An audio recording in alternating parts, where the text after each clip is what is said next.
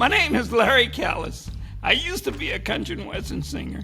George Strait's manager was my manager. Clint Black's band was my band. I lost my voice in 1990. I have something called vocal dysphonia. It's a nerve that attacked my vocal cords. When I lost my voice, I lost my band, and I lost my manager. But I'm a Christian first, and I'm a cowboy sucker. I know when God closes a big door, he opens up a big one. And he's opened this museum wide open for me. Cowboys came from right here in Fort Bend County, Warden County, Brazoria County, all the surrounding counties of Houston. That's where the term came from in 1821. They brought slaves over here and they had them working cows. And they had them working in the house and in the yard. So they called the one that worked in the house a houseboy. The one that worked in the yard, a yard boy. And the one that worked the cows, a cowboy. But Hollywood heard about it. They didn't know where this word came from. The word cowboy actually came from that a house nigger, a yard nigger, and a nigger that worked the cows. Then they changed it. Houseboy, yard boy, and a cowboy. Now that's where the word really came from. I didn't just open this museum. God asked me to open this museum. I didn't want to open it. I wanted to be a country and western singer. I didn't want to have anything to do with telling stories and all that. But when I lost my voice, God told me to step out in faith. I told God, I said, God, I can't even talk.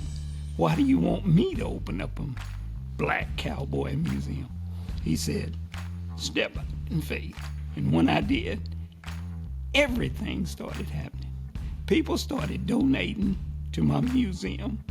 I filled my museum up in 1 year.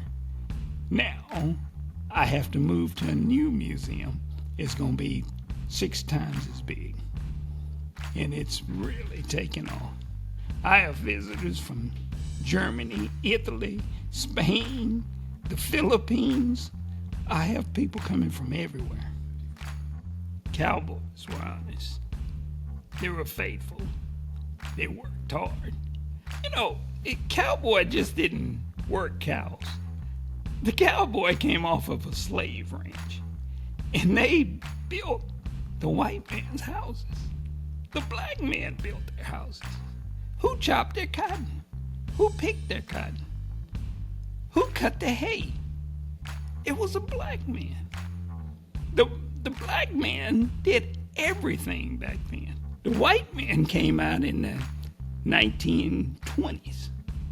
That's when he started wanting to be a cowboy. But the people that worked on the ranch were black. In Fort Bend County, they had 11,000 slaves in 1830s into 1860s. And they had 2,000 white people in Fort Bend County.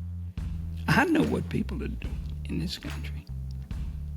And I know where this country is headed if we don't learn our history.